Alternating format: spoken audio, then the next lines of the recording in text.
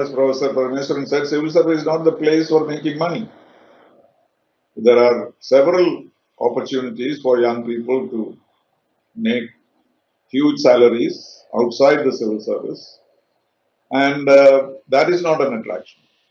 But people do come to the civil service even after doing their IIT, even after working for Microsoft or Facebook, etc., for a couple of years, and still they come back to the civil service, complete this examination, because the civil service offers something that the private sector does not offer, and which is the opportunity to change India. There is no other service in the world which can make the change that you want to have. And it all depends on the individual, whether what kind of service you go into is not the material point. But this is the only area where you are caught young and trained to assume high responsibilities. In India, all these civil servants sign on behalf of the President of India, which means they exercise the sovereignty of the country. And that is what makes it powerful. And they are more powerful than the politicians, because the politicians have to contest elections every 5 years. Right? And they have no idea. So Babu Paul used to say that some people, all these, my bosses today used to come and stand outside my office when I was a sub-collector. They have come as petitioners to me so many times. Now they are my bosses. That is democracy, is all about.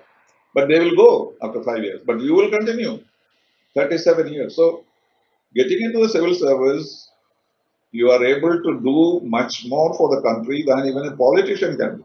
Unless, suppose, you are a politician like Mr. Ummanchandi or somebody, 35 years in assembly, or Mr. Mani, who was 50 years in the assembly and 30 years minister. These are all very rare cases. So the civil service gets this continuous possibility of serving the country in different capacities, in powerful positions, in a way to change the system. And that is the attraction of the IAS, IPS, etc. All other services also have their benefits, have their attractions, have their possibilities, etc.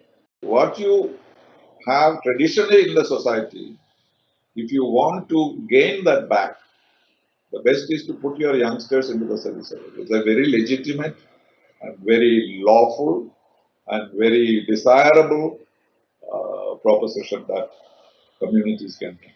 You don't train yourself for a particular job when you join the service. But after you join the service, you are put through a lot of training programs. And that is why we see 90% of our district collectors are doing exceptionally well, maybe 100%. And they are at the age of 28 or 29 or 30 maximum. And it is, first of all, the government has chosen these youngsters for certain innate qualities in them. And remember, the district collector is not operating alone. He has a team of people who are at the age of their fathers. Isn't it? The superintending engineer is as old as his father. I tell them, you should be very careful. You will end up as the boss of your dad in many departments. So he has all his expertise. What he has to do is only get hold of the right guy. This health, how much health do they know? Some of them are doctors. But some of them are philosophy students. They know nothing about doctors. But there is a district health officer. There is a huge array of specialists. But the generalist administrator, there's always this huge debate about generalists and specialists. The current thinking of the world is that you want is a multifaceted personality. In the old days, in American companies, every CEO was an engineer or a managing specialist. But just look at the CEOs today. Everybody is a philosopher, or maximum is economist is a specialty. Many of them are dropouts. Steve Jobs himself was a dropout. so it is not the qualifications or the academic experience that matters. It is the mindset, the ability, the interest, and the commitment. And what I see on these collectors, they were struggling with the pandemic till day before yesterday.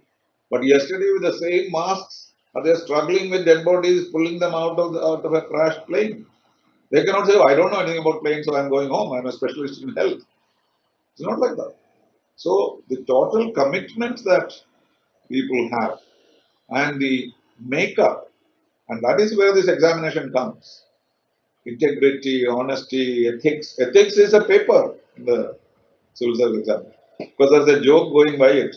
Because one candidate got the highest marks in India on the ethics paper.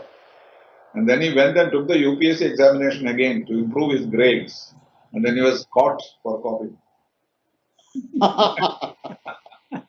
You know the case. You know the case. He was already in IPS, and then he used technology. He bought some equipment, communications equipment, through which his wife sitting in Hyderabad dictating the answer. Correct. Yeah. So the ethics paper didn't help. He was the first in the whole of India in ethics. so it's a matter. This is life. This is human beings. We are all human beings. It depends on how you put your abilities, your integrity, your brilliance, your health, your commitment to your job, and that is when you succeed. That is how you create brilliant civil servants, brilliant diplomats, brilliant many other people.